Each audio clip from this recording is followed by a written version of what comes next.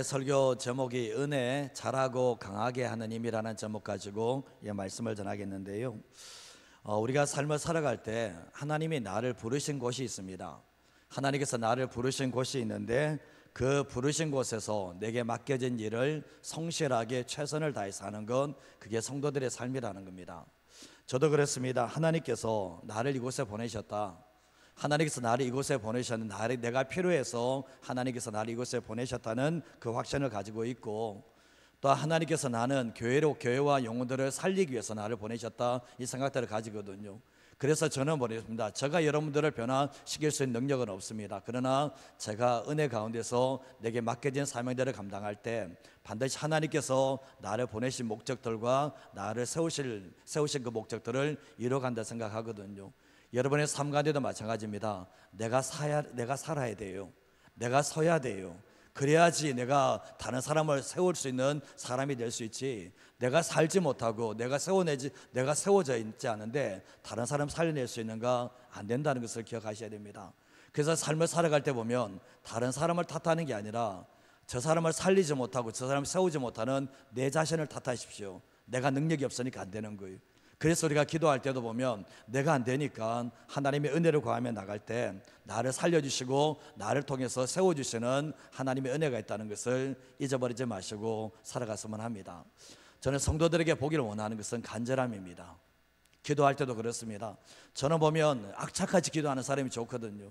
용기를 제가 새벽 기도하면 악착같이 기도해요. 사실은 이 모습을 보기를 원해요. 하나님께서도 원하고 생각하거든요. 하루의 삶 속에서 그냥 내 힘으로 안 되지만 악착같이 한번 기도해보고 악착같이 살아보려고 할 때 하나님께서 그분에게 은혜 주신다는 것을 잊어버리지 마시고, 그냥 여기 왔으니까 그냥 가려고 하는 그 생각보다는 정말 내게 주어진 시간 10분밖에 안 돼, 기도하는 시간이 10분밖에 남지 않았다면 10분의 생명을 거는 거예요. 10분의 생명을 걸고 기도하며 나갈 때 하나님께서 1시간 이상 기도한 것처럼 은혜를 주실 수는 없겠지만 그러나 그 짧은 시간에도 은혜 주신다는 것을 잊어버리지 마시기를 간절히 소원합니다. 우리가 고난이라 쓰고 은혜라고 읽는다. 우리가 과거에 이제 손흥민 선수가 이제 축구를 잘하니까 대한민국이라고 쓰고 손흥민이라고 읽는다 이렇게 했잖아요. 우리의 삶을 살아갈 때 보면 고난이라 쓰고 이제 은혜라고 읽는다 이렇게 생각하시면 좋겠는데, 성도들이 영적으로 가장 많이 성장하는 때가 언젠가 보면 축복을 받을 때가 아니라 고난의 때라는 것을 알게 돼요. 우리가 고난의 때 영적으로 강해지고 영적으로 자란다는 것을 알게 되는데, 은혜가 가장 많이 부어지는 때가 언제 때인가 보면 우리의 삶의 축복의 때가 아니라 고난의 때 은혜가 가장 많이 부어진다는 것을 알게 돼요. 그래서 우리가 고난의 때에 원망불평하는 게 아니라 고난의 때에 은혜의 보좌 앞으로 나가서 은혜의 보좌 앞에서 하나님과 친밀한 교제를 나누게 될 때 거기에서 영적으로 성장하고 내면의 질서가 갖춰지게 되고 영적인 강함이 부어지는 하나님의 역사가 일어나게 됩니다. 모든 고난들을 이기게 하는 힘 또 뭡니까? 이 은혜 속에서 있다는 것을 알게 되는데, 저도 마찬가지입니다. 저도 인생의 길이 막혔을 때가 있었거든요. 어디로 가야 될지도 모르는 그러한 고난의 시기 속에서 가장 큰 은혜를 받게 되고, 그때 받았던 그 은혜가 저를 자라게 만들었고 그때 받았던 은혜가 저를 강하게 만들었다는 것을 알게 됩니다. 성경에서 이제 영적으로 장성한 사람들, 영적으로 이제 성장한 사람들, 그리고 영적으로 강한 사람들을 보게 되는데, 성경 말씀에 그 중에 한 명이 엘리야라는 사람이 우리가 잘 아실 겁니다. 이 엘리야가 영적으로 장성한 영적인 정말 어른의 수준까지 자른 사람이고, 그리고 영적으로 얼마나 강한 자인지 이 갈멜산상에서 850대 1의 영적 전쟁에서도 승리할 수 있는 아세라 선자들과 이 바알 선자들과의 전쟁에서 이겼던 사람인데, 근데 승리하고 난 이후에 연약하기 짝이 없는 모습으로 떨어지는 모습을 보게 됩니다. 이 아방의 아내였던 이세벨이 내일 이맘때 너 죽여버린다, 너 죽여버린다 그러니까 850대 1의 영적 전쟁에서 이겼던 사람이 그 한 여자의 그 말 속에서 두려워하면서 광야로 도망가면서 죽기를 원했다, 하나님 앞에 죽기를 구했던 선지자가 바로 엘리야라는 것을 알게 됩니다. 어쩌면 보면 영적으로 치열하게 싸움을 한 상태라서 영적인 탈진 상태가 일어나서 이런 상황이 벌어졌다라고도 말할 수 있고, 근데 보면 결국은 한 여인의 협박 앞에서 두려워하는 모습을 봤을 때 우리의 인생 자체가, 내 자신의 존재 자체가 이렇게 나약하게 떨어질 수도 있다는 것을 알게 되는데, 영적으로 은혜가 충만할 때와 영적으로 은혜가 바닥날 때 차이가, 이런 차이가 있다는 거예요. 영적으로 충만해진 상태에서는 결국 뭡니까? 어떤 상황 가운데서 이길 수 있는 사람이 되지만, 영적으로 바닥칠 때는, 어쩌면 이 엘리야도 보면 영적으로 바닥칠 때는 이런 나약한 모습이 드러날 수밖에 없다는 것을 알게 되는 거예요. 이런 자리가, 이런 상황이 될 때는 우리가 다시 은혜의 보좌 앞으로 나가서 은혜를 채워지게 될 때 강하고 담대한 삶을 살아갈 수 있다는 것을 부인할 수는 없는 겁니다. 신앙생활은 단계별로 성장을 하거든요. 우리가 애들이 자라도 보면 단계별로 자라는 것처럼 신앙도 단계별로 성장할 수 있는데, 신앙의 성장은 직분하고는 상관이 없습니다. 직분하고는 상관이 없어요. 물론 직분이 그 사람의 영적 성장을 이해할 수도 있겠지만 다 그런 것은 아니라는 것을 알게 되는데, 신앙생활의 영적 성장의 단계는 지름길은 있어도 한 번만에 뛰어오른 일은 없습니다. 다 단계를 거쳐야 된다는 거예요. 다 단계를 거쳐서 올라가야 되는데, 우리가 보면 우리가 하나님께서 우리가 영적인 어린아이 수준에서 계속해서 머물러 있는 건 하나님이 좋아하실까 생각해 보면 좋아하지 않는다는 거예요. 부모님도 마찬가지지 않습니까? 자녀들이 어렸을 때는 어린아이 짓을 하게 되면 괜찮지만, 이 장성에서도 어린아이 짓을 하고 있으면 부모님의 마음이 아픈 것처럼 하나님께서도 마찬가지라는 거예요. 우리가 신앙생활에 영적으로 성숙해야 될 때 성숙하지 않으면 그게 하나님의 아픔이 되고 하나님의 어쩌면 슬픔이 된다는 것을 기억하셔야 됩니다. 요한일서 2장 말씀에도 보면 영적인 성장의 4단계에 대해서 얘기할 때, 이 자녀의 단계, 자녀는 죄 사함을 받은 거예요. 죄 사함을 받은 것.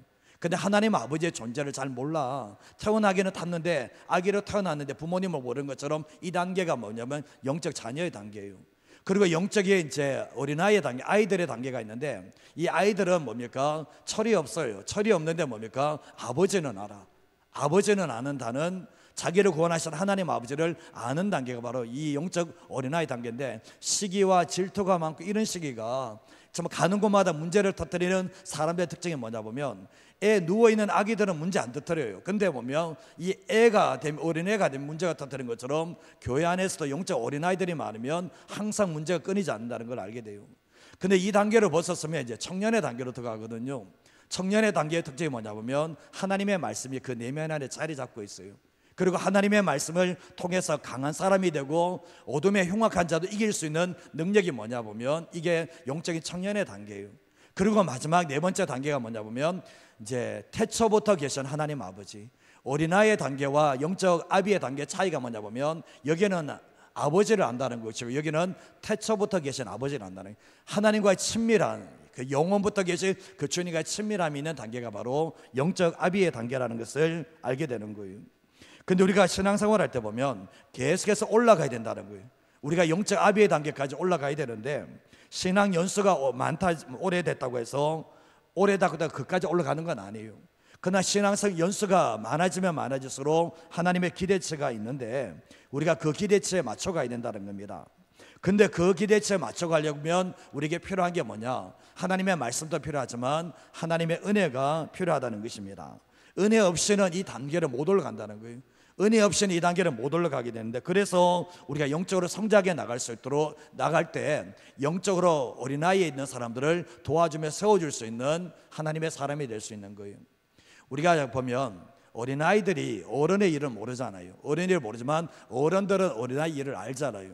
영적 세계도 똑같습니다.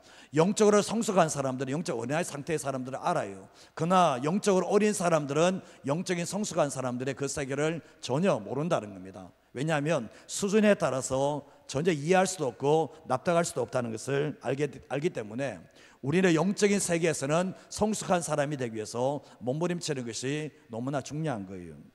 우리가 신앙생활할 때 패배주의에 빠져 있으면 상당히 위험합니다. 하나님께서 우리를 부르셨잖아요. 하나님께서 우리를 부르셨을 때 세상과 죄에 패배하는 사람으로 부른 게 아니라 승리하는 사람으로 부르셨어요.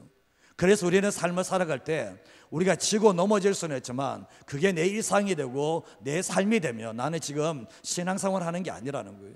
그래서 우리는 매 순간마다 정말 이기는 자가 되기를 위해서 기도하시는 삶을 살아가야 되는데, 하나님께서는 영적으로 승리할 수 있는 무기를 다 줬습니다. 교회라는 공동체도 줬고 하나님의 말씀과 기도 함께 동력하는 모든 사람들을 다 주시고 난 뒤에 이기는 자가 되라고 말씀을 하고 계시거든요. 어느 부모가 자식이 맨날 맞고 들어오는 부모, 자식을 좋아할 부모가 누가 있습니까? 맨날 싸워서 맞고 터져서 오는 부모를 누가 좋아합니까? 하나님께서도 마찬가지라는 거예요. 영적으로 우리 세상 속에 살면서 지치고 고나고 넘어질 수는 있지만 맨날 패배하는 그 모습을 하나님이 기뻐하지는 않는다는 겁니다. 사랑은 하지만 그 모습을 기뻐하지 않는다는 거예요. 근데 성경에서 보면, 성경에서 진자는 이긴 자의 종이 된다라고 했거든요. 진자는 이긴 자의 종이 된다 얘기하고 있거든요. 내가 죄와 세상의 사단에게 날마다 진다면 세상의 종이 되고 죄의 종이 되고 사단의 종이 될 수밖에 없는 거예요. 그러나 내가 이기면 정말 내가 죄의 종도 되지 않고 세상과 사단의 종이 되지 않는다는 것을 말씀을 하고 있는데, 꼭 기억하셔야 할 것은 진자는 이긴 자의 종이 된다는 거예요. 그래서 우리는 세상의 종이 되지 않고 죄의 종이 되지 않으려면 반드시 승리하는 삶을 살아가셔야만 된다는 거죠. 주님께서는 피 흘리기까지 싸우게 되면 이기게 되는데, 근데 우리가 뭡니까? 이길 때에도 뭡니까? 내 힘으로 이기는 게 아니라 하나님의 은혜로 이긴다는 것을 기억하셔야 됩니다. 우리가 성경 말씀에 보면 사울과 이스라엘 군대가 골리앗과 블레셋 군대와 전쟁을 치르게 되잖아요. 졌습니다. 군사력 때문에 졌는가? 아니죠. 영적으로 잘하지 못했고 영적으로 강하지 못했기 때문에 졌습니다. 군사력 때문에 진 게 아니에요. 근데 결국 뭡니까? 싸워보기도 전에 뭡니까? 패배의식에 들어왔던 거죠. 싸워보기도 전에 이 전쟁은 졌다는 거예요. 그래서 그 마음속에 두려움 가지고 패배의식 가지고 한 번도 싸워보지도 못하고 그 전쟁에 지게 되었거든요. 그러나 한 사람 어린 소년이 다윗이 그 전쟁을 역전시켜내게 되는데, 다윗 안에는 패배의식이 없어요. 그리고 그 안에 두려움이 없어요. 그리고 또한 더 나아가서 뭡니까? 이 싸움은 군사력으로 이기는 게 아니라 영적으로 이긴다는 것을 알게 되면서 뭡니까? 나는 정말 이 골리앗 앞에서도 너는 칼과 단창으로 내게 오지만 나는 만군의 여호와 이름으로 나간다 하면서 그 전쟁을 뒤집는 일들이 일어나게 되었던 것입니다. 우리의 삶을 살아갈 때 예수 믿는 사람들은 모든 삶에 다 영적인 것을 이겨내는 거예요. 우리의 삶의 모든 것이 다 영적으로 내가 강해졌고 영적으로 성장해 있으면 그 전쟁을 이길 수 있다는 것을 기억하시면서 살아가셔야 돼요. 오늘 이제 사도 베드로가 베드로 전후서를 기억하면서 마지막 부분에 한 말씀에 권면을 하고 있고, 또 우리가 디모데후서에서 사도 바울이 믿음 안에서 참 아들 된 이 디모데에게 권면하는 내용이 나오는데, 이 말씀을 통해 첫 번째로 이해할 수 있는 게 뭔가 같이 한번 읽어보겠습니다. 하나님의 은혜는 영적으로 성장하게 하며 끝까지 바른 길을 가게 합니다. 하나님의 은혜가 영적으로 성장하게 만들고, 하나님의 은혜가 있는 사람들은 뭡니까? 성장한 만큼 끝까지 바른 길을 갈 수 있다라고 말씀하는 거예요. 제가 오늘 새벽에 이제 설교 준비 때문에 사실은 일찍 오는데, 갑자기 이제 과거에 신앙생활했던 한 자매가 자꾸 떠오르는 거예요. 이 자매 어디가 있을까? 제가 이제 서울 홍동교에 있을 때 목사님 비서가 있었거든요. 목사님 목회 비서가 있었는데 그 친구가 우리 동기였는데 계속해서 이름이 생각이 자꾸 떠오르면서 이 자매가 어디 있는가 싶어서 한번 쳐봤어요. 쳐봤는데 이제 남아프리카에 선교사로 가 있더라고요. 남아프리카에 선교사 가는데 보니까 참 보면 하나님 앞에 존귀하게 쓰임받는 이런 모습을 참 보게 되었거든요. 그때 그렇게 참신하게 정말 신앙길 살가 목사님 참 잘 도와줬던 자매였는데, 결국은 여기 가 있구나. 그래서 보니까 이제 유튜브 쳐보니까 이제 그 이름이 나오면서 목사님과 사모님 간증하는 이 모습을 보게 되었거든요. 참 영적으로 성장이 참 그때 잘 되면서 불구하고 결국은 그때의 신앙 모습 그 이상으로 하나님께 쓰임 받는 모습을 보게 되었습니다. 우리가 이제 부모님들이 이제 어린아이들과 함께 이렇게 휴가 때 이 바닷가 갈 때가 있잖아요. 바닷가 갈 때가 있는데 저도 가본 적이 있습니다. 근데 이제 바닷가에서 아이들이 어렸을 때는 뭡니까? 대부분 다 뭐죠? 바닷가 이제 밖에서 모래 가지고 놀고 있잖아요. 그거 참 재밌게 놀고 있잖아요. 근데 이제 부모님들이 그 모습이 너무 안타까워서 어떻게 합니까? 튜브를 태워서 애를 태워서 어떻게 합니까? 바다 안으로 들어가게 되죠. 그러면서 애들이 너무나 두려워서 다시 저기 보내달라고 하잖아요. 근데 처음에는 보면 가는 게 두렵지만 좀 지나다 보면 모래에서 노는 것보다 뭡니까? 저 바다에 있는 게 안에 들어가는 게 훨씬 더 낫거든요. 신앙의 원리도 마찬가지입니다. 우리가 영적으로 성장하지 않으면 세상과 하나님의 반반 걸쳐서 삽니다. 하나님께 반두고 세상에 반두고 이렇게 살고 있거든요. 세상이 주는 기쁨을 놓치기 싫어서 그렇게 하는 거예요. 어린애처럼 그렇게 하고 있는 거예요. 죄와 타협하면서 적당히 살아가면서 살게 되는데, 하나님의 은혜의 바다에 들어가면, 은혜를 경험하다 보면 그 삶을 청산하게 됩니다. 왜냐하면 그 삶이 어린아이 때는 재밌었지만 성장해서 재미없다라는 것을 알게 되잖아요.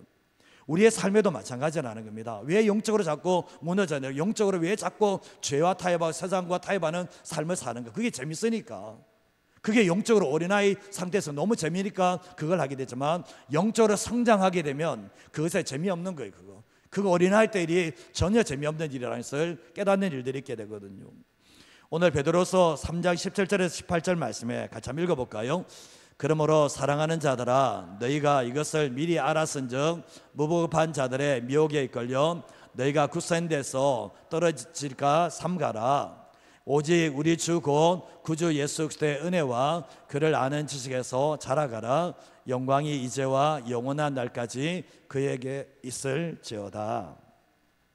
근데 이 말씀이 현대인의 성경에 이렇게 되어 있습니다.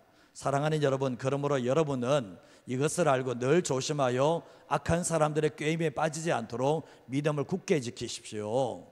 여러분은 우리 주님이신 구주 예수 그리스도의 은혜와 그분을 아는 지식에서 점점 뭐라고요? 자라가십시오. 주님께 이제와 영원히 영광이 있기를 바랍니다. 아멘. 이렇게 되어 있거든요. 우리가 신앙생활할 때 보면, 계속해서 보면 사람들의 꾀임에 빠져나가고 죄에 넘어지고 이런 삶을 살아간 삶의 특징이 뭐냐 보면 잘하지 못한다는 거예요. 잘하지 않았다라는 거예요. 우리가 보면 어른만 되면 사람들의 속임수를 다 분별할 수 있지만 뭡니까? 어린애들은 그것을 분별할 수 있는 능력이 없거든요. 그래서 사도 베드로가 하는 게 뭡니까? 점점 자라가야 된다라고 말씀을 하고 있는데, 이 마지막 시대 사단과 세상의 공격이 미혹이 얼마나 심한 시대인데요. 그래서 성경 말씀에 보면, 이 디모데 전서 4장 말씀에 보면 어떤 사람, 이게 적은 사람이 아니라 많은 사람들이 믿음에서 떠나서 귀신의 가르침을 받는 사람들이 이미 마지막 시대에 후일에 많아질 거라고 분명히 말씀하는데, 지금 그런 사람들이 많습니다. 미혹을 받아서 믿음에서 떠납니다. 믿음에서 떠난다는 게 뭡니까? 말씀에서 떠나는 거거든요. 귀신의 가르침을 따라가는 사람들이 많다라고 하는데, 이 시대가 얼마나 위험한 시대인 것을 알게 되는데, 그것을 이기는 방법이 뭐냐? 점점 더 퇴보하는 게 아니라 점점 더 자라갈 때 이겨낼 수 있다라고 말씀을 하고 있는 거예요. 근데 영적으로 성장하는 두 가지에 대해서 이야기하고 있습니다. 첫 번째가 뭐냐 보면 구주 예수 그리스도의 은혜, 두 번째가 그분을 아는 지식. 이 두 가지라는 거예요. 은혜와 지식이 간다는 거예요. 우리는 어느 한쪽만 강조하면 안 돼요. 은혜만 강조, 우리가 은혜가 너무나 중요하지만 이 은혜만 강조하는 게 아니라 그분을 아는 지식. 그래서 하나님의 말씀을 묵상하고 기도하면서 하나님을 알아가는 게 너무나 중요하게 보면 이 두 가지가 점점 자라도록 만든다는 겁니다. 어떤 사람들이 영적으로 수도한 사람들이 있어요. 영적으로 수도한 사람이 뭐냐 보면 하나님의 말씀을 대하지 않는 사람들, 하나님의 말씀을 가까이 하는 사람은 영적으로 수도해버립니다. 애가 안 커요. 먹어야지 크는데 영적인 말씀을 안 먹으니까 크지를 않아요. 그래서 그게 문제가 되는데, 근데 보면 은혜가 먼저 나와요. 은혜. 우리가 지식은 우리를 교만되게 만들거든요. 하나님의 말씀을 참 많이 하는 사람이 왜 교만할 때가 참 많이 있잖아요. 저번에 지식은 참 많은 것 같은데 교만하네. 그게 뭐냐 보면 은혜가 없는 거예요. 은혜가 있으면 겸손하게 되고, 은혜가 있으면 정말 이렇게 교만하지 않게 되지만, 지식이 많은데 은혜가 없어 버리면 어떻게 됩니까? 그분은 교만되게 행한다는 겁니다. 그래서 결국 뭡니까? 먼저 은혜를 받아야 되고, 은혜에서 머무는 게 아니라 은혜에서 지식이 더해지게 될 때 뭡니까? 그 사람의 신앙이 더 견고해지는 하나님의 역사가 일어나게 되는 거예요. 은혜 받아야 되고 그분을 아는 지식을 채워 나갈 때 우리는 견고하게 서 나갈 수가 있다는 거예요. 에베소서 4장 13절에서 14절 말씀에도 보면 우리가 다 하나님의 아들을 믿는 것과 아는 일에 하나가 되어 온전한 사람을 이루어 그리스도의 장성한 분량까지 이르러야 된다는 거예요. 하나님을 아는 것과 믿는 것은 하나가 되어야 돼요. 우리가 이제부터 어린아이가 되어서는 안 된다는 거예요. 어린아이가 되어서는 안 되고 다 하나가 되어야 되는데 장성한 분량까지 이루어야 되고, 그리고 어린아이가 되지 않아야지만 사람의 속임수와 간사한 유혹에 빠져서 온갖 세상의 교훈의 풍조에 밀려서 요동치지 않는 삶을 살 수 있다라고 말씀을 하고 있는 거예요. 우리가 삶을 살 이것도 마찬가지입니다. 하나님을 믿는 것과 하는 것이 하나가 돼서 장성한 분량까지 이르는 것도 우리의 열심만으로는 안 된다는 거예요. 하나님의 은혜가 임할 때 가능한 것이고, 하나님의 은혜가 임할수록 자라날수록 뭡니까? 어린아이가 되지 않고 세상에 빠지는 사람이 아니라 하나님을 위해서 쓰임받을 수 있는 사람이 될 수가 있는 겁니다. 베드로서 2장 20절에서 22절 말씀에도 보면 구주 예수 그리스도를 알므로 세상의 더러움을 피했습니다. 세상의 죄에서 피했지만 다시 그 중에 얽매이고 치면 그 나중 형편이 처음보다 더 심하다는 거예요. 그러면서 뒤에 말씀에도 의의 도를 안 후에 받은 거룩한 명령을 저버린 것보다 알지 못하는 것이 도리어 그들에게 낫다라고 말씀을 하면서 뭡니까? 참된 속담에 이르기를 개가 그 토하였던 것에 돌아가고 돼지가 씻었다가 더러운 것에 구덩이에 다시 도로 누웠다 하는 말이 응했다. 가능하냐? 가능하다는 거예요. 예수 믿는 사람이 깨끗함을 받았습니다. 정말 토하였던 것에서 개가 돼지가 이렇게 하는 것처럼 우리가 깨끗하게 받았지만 또다시 그런 삶으로 돌아갈 수 있는 연약함들이 저에게도 있고 여러분에게도 있다라는 거예요. 처음 예수님 뜨겁게 만났을 때는 세상 버리겠다고 했는데 좀 지나다 보니까 세상과 짝져가는 삶을 살아가는데 그 이유가 뭐냐? 영적으로 성장을 못했다는 거예요. 영적으로 성장하지 못하니까 결국 뭡니까? 항상 과거로 돌아갈 수 있는 위험이 저와 여러분에게 항상 있다는 것을 잊어버리지 마셔야 되는데, 저는 신앙생활할 때 그렇게 생각합니다. 길고 짧은 것은 돼봐야 한다. 길고 짧은 것은 끝까지 가봐야 한다. 이렇게 생각하거든요. 우리의 삶을 살아갈 때 점점 더 성장하는 삶을 살아가게 되면, 결국 계속해서 영적으로 자라가는 삶을 살게 되면 우리가 영적으로 어떻게 됩니까? 끝까지 바른 길을 갈 수가 있게 되지만 영적으로 성장하지 못하면 삐뚤삐뚤하게 하고 어떤 때는 정말 주님이 원하시는 길을 못 갈 수도 있다는 것을 기억하시면서 살아가셔야 됩니다. 고린도전서 13장 11절 말씀에도 보면 내가 어렸을 때는 말하는 것이 어린아이와 같고 깨닫는 것이 어린아이와 같고 생각하는 것이 어린아이와 같다가 장성한 사람이 되어서는 뭘 버립니까? 어린아이를 버리는 거예요. 어린아이는 생각이 어린아이고요, 깨닫는 것도 어린아이고 행동하는 것도 다 어린아이예요. 그러나 장성한 사람이 되면, 성장한 사람이 되면 어떻게 됩니까? 은혜 가운데 성장한 사람들이 되면 어린아이를 버릴 수 있다라고 우리에게 말씀을 하고 있는 거죠. 그래서 우리가 삶을 살아갈 때 영적인 성장은 하나님께서 우리에게 원하는 거예요. 자라가야 되는 겁니다. 그래서 이 자라가게 하는 힘이 바로 은혜 속에 있다는 것을 항상 잊어버리지 않는 하나님의 사람 되시기를 주님의 이름으로 축복합니다. 두 번째로 신에게 뭔가 같이 한번 읽어보겠습니다. 하나님의 은혜는 영적으로 강하게 하여 세상과 사람 앞에서도 담대하게 합니다. 예수 믿는 사람은 이제 하나님 앞에 머무는 시간이 많아야 돼요. 이제 하나님 앞에 이제 머무는 시간이 이제 줄어들게 되면 계속해서 인간적인 강함이 나오게 돼 있어요. 인간적인 강함도 하지만 이 하나님 앞에 자꾸 머물다 보면 하나님 앞에 내가 연약한 존재가 되거든요. 하나님 앞에 참 많이 우는 사람들이 있죠. 하나님이 참 많이 우는 사람들의 특징이 뭐냐 보면 그 사람이 정말 이렇게 그리스도 안에서 강한 사람이에요. 사실은 주님 앞에 머무는 시간이 별로 없고 주님 앞에 눈물 흘리는 사람이 없는 사람들이 있죠. 그 사람들은 뭡니까? 그리스도 안에서 약한 사람이 돼요. 그럼 세상에 나가면 어떻게 되는지 아십니까? 정말 교회 와서는 큰 소리 참 잘 내는데 세상에 가서는 아무 말도 못해. 아무 말도 못해. 그런 사람이 될 수 있다는 거죠. 예수님 한번 보십시오. 예수님이 겟세마네 동산에서 정말 이렇게 땀이 피가 되도록 기도하시잖아요. 주님 앞에 울부짖으며 기도하시잖아요. 근데 겟세마네 기도가 십자가 질 때는 어떻습니까? 하나님 앞에서는 그렇게 연약한 모습을 보이시는데 그 기도가 딱 끝났을 때는, 세상에 딱 나갔을 때는 자기를 죽이려고 가는 사람들 앞에서 강하고 담대하게 그 십자가 길을 가는 모습을 보게 되잖아요. 진짜 은혜의 힘이 바로 이거예요. 주님 앞에서는 한없이 낮아지고 한없이 무능한 존재처럼 하나님께 기도하지만 주님 기도의 시간이 딱 끝났을 때는 정말 세상에 나가면서 어떻게 그런 힘이 생겼는지 주님의 사람으로 살게만 하는 능력이 바로 거기에서 온다는 것을 잊지 마셔야 되는 거예요. 여호수아 1장 6절에서 9절 말씀에 보면 강하고 담대하라, 정말 내가 내게 약속한 가나안 땅을 주겠다라고 차지하라고 말씀하고 있죠. 7절 말씀에도 오직 강하고 극히 담대하여 나의 종 모세가 내게 말한 것들을 다 말씀을 지켜 행하라. 그러면 어디로 가지 형통하게 될 거라고 말씀하고 있죠. 그리고 또한 뒤에 말씀에도 보면 9절 말씀에도 뭐라고 하나 보면 내가 내게 명령한 것이 아니라 강하고 담대하라, 두려워하지 말고 놀라지 마라, 내가 어디로 가든지 너와 함께한다, 주님의 말씀을 하고 계시잖아요. 하나님께서 여호사기의 짧은 구절 속에 세 번이나 반복하는 게 뭐냐 보면 두려워하지 말고 놀라지 말고 강하고 담대하라. 이 약속의 간다한 땅을 점령하러 들어가는데 강하고 담대하라는 거예요. 근데 주님은 강하고 담대할 수 있는 비결이 뭐냐 보면 하나님 앞에 머무는 시간이라는 거예요. 네가 하나님의 말씀 앞에, 너가 말씀 앞에 머물고 그 말씀을 너 안에 녹여내기 위해서 내 앞에 선다면 지금처럼 두려워하거나 놀라는 마음이 아니라 강하고 담대하게 이길 수 있다라고 주님이 말씀을 하는 거예요.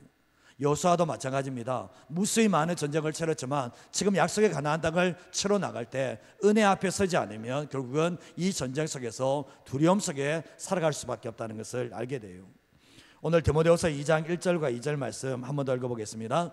내 아들아, 그러므로 너는 그리스도 예수 안에 있는 은혜 가운데서 강하고 또 내가 많은 증인 앞에서 내게 들은 바를 충성된 사람들에게 부탁하라. 그들이 또 다른 사람들을 가르칠 수 있으리라. 아멘. 부모 입장에서 보면 자식들이 항상 어린애처럼 볼 때가 있거든요. 근데 오늘 말씀에 보면 사도 바울의 입장에서도, 이 사도 바울의 입장에서 디모데도 영적으로 많이 성장을 했지만 여전히 뭡니까? 유약한 아들처럼 보이는 거예요. 그래서 사도 바울이 너가 강할 수 있는 비결이 뭔지 아냐? 내 아들아 얘기하면서 그러므로 너는 그리스도 예수 안에 있는 은혜 가운데서 강해진다는 거예요. 우리의 삶을 보면 사도 바울은 아는 거예요. 사도 바울이 정말 얼마나 죽음을 당할 수 있는 위기가 많았습니까? 다 이겨내잖아요. 다 이겨내고 그것을 다 뚫고 나가잖아요. 그게 뭐냐 보면 사도 바울이 강해서 그런 게 아니라 그리스도 예수 안에 있는 은혜가 항상 머무르 통해서 그 은혜가 강하게 만들어주는 하나님의 놀라운 역사가 있게 되었던 거예요. 사도 바울이 믿음의 길을 가고 사명자의 길을 가고 복음 전도의 자리를 끝까지 달렸던 것이 은혜의 가운데서 강했기 때문에 갈 수 있었던 것처럼 사도 바울이 디모데에게 하는 말자가 뭡니까? 너가 가야 될 이 믿음의 길, 너가 가야 될 이 사명의 길, 너가 가야 될 이 복음 전도의 길은 그리스도 예수 안에 은혜 가운데 가게 되면 너가 강한 가운데서 갈 수 있고, 또한 더 나아가서 뭡니까? 많은 사람에게 내가 너에게 부탁하는 것처럼 너 또 부탁할 수 있는 삶을 살 수 있다라고 말씀을 하고 있는 거예요. 우리의 삶을 살아갈 때 보면 은혜의 십자가, 은혜 속에서 우리가 은혜를 받게 될 때 그 길을 갈 수가 있다는 것을 알게 되는데, 사도행전 5장 28절에서 29절 말씀에도 보면 이제 대제사장과 이렇게 종교제자들이 사도 베드로와 사도들에게 하는 말이, 우리가 이 이름으로 사람을 가르치지 마, 예수님의 이름으로 사람 가르치지 말라고 했지 않냐, 언급했는데 너희가 너희 가르침을 예루살렘에 가득하게 하니 이 예수의 피를 우리에게로 돌리고자 함이 아니냐 했을 때 29절 말씀 한번 읽어볼까요? 베드로와 사도들이 대답하여 이르되 사람보다 하나님께 순종하는 것이 마땅하니라. 아멘. 예수님의 제자들이 어떻습니까? 예수님의 제자들이 오순절 마가의 다락방에서 성령을 받았잖아요. 성령 받기 전에 어땠습니까? 십자가 앞에서 다 예수님 비난하고 다 도망갔잖아요. 두려워서. 근데 성령 받고 난 뒤에 달라진 게 뭡니까? 성령 받고 난 뒤에 달라진 것은 은혜가 뭘 만들어줬습니까? 강함을 만들어줬던 거예요. 은혜가 들어오니까 뭡니까? 이전에는 사람들 죽일까 두려워했는데 은혜가 들어오니까 뭡니까? 하는 말이 뭡니까? 사람보다 하나님께 순종하는 게 마땅하다고 하면서 죽으면 죽겠다는 마음으로 순교의 길을 걸어가는 모습을 보게 됩니다.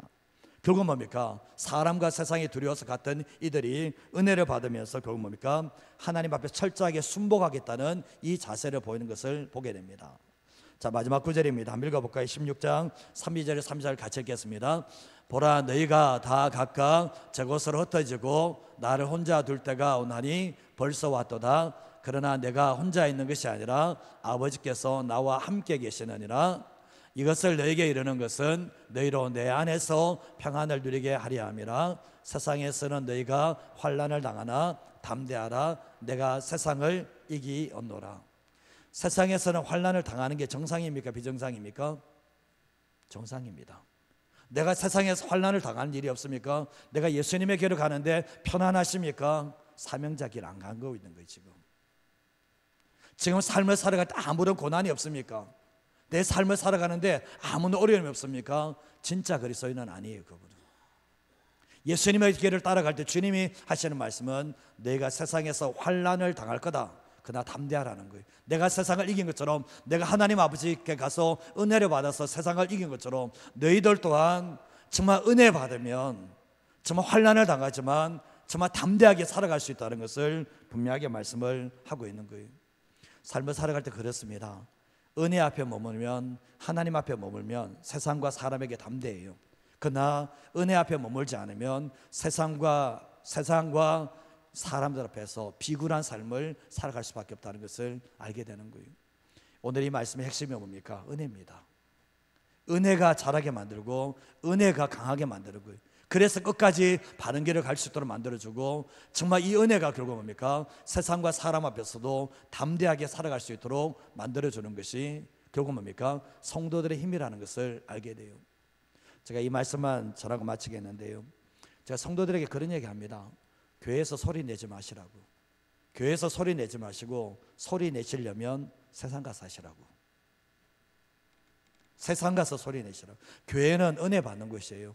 은혜 받고 난 이후에 어떻게 됩니까? 우리가 세상에 한복판 서서 끝까지 바른 길을 가고, 은혜 받고 난 뒤에 어떻게 됩니까? 세상과 사람들에게 담대하게 삶을 살아가는 거, 복음을 전가하는 삶을 살아가는 것이 교회의 모습이라는 거예요. 근데 제가 보니까요, 은혜가 떨어지면 세상에서는 잠잠해요. 아무 말도 못해. 복음도 못 전하, 아무 말도 못해. 근데 교회에 오면 소리를 질러요. 이게 은혜 없는 사람의 특징입니다. 제가 지금까지 목회하면서 제가 어렸을 때부터 교회를 한 번도 떠난 적이 없습니다. 한 번도 떠난 적이 없는데, 한국교회가 지은 것은 은혜가 충만하면 교회에서는 은혜 받는데 충만해요. 그래서 세상을 변화시켜요. 근데 은혜가 떨어지면 어떻게 합니까? 세상에 가서는 정말 이렇게 쥐새끼처럼, 죄송합니다, 고양이 앞에 쥐새끼처럼 아무 말도 못해. 근데 이상하게 교회 오면 이상한 공동체가 만들어지는 거예요. 지금 이게 지금 한국교회 모습이 된 거예요. 지금 세상에 나가서는 아무 말도 못해. 그래서 우리는 잊지 마셔야 될 것이 은혜를 받아야 돼요. 은혜 받으면 이것이 가능하다는 거예요. 그래서 오늘도 우리가 기도하실 때 그렇습니다. 하나님 은혜를 주세요. 내가 영적으로 성장해 나가겠습니다. 그리고 영적으로 강해져서 하나님의 길을 끝까지 달려갈 수 있는 하나님의 사람 되기 위해서 기도하시는 이 새벽이 되기를 주님의 이름으로 축복드립니다.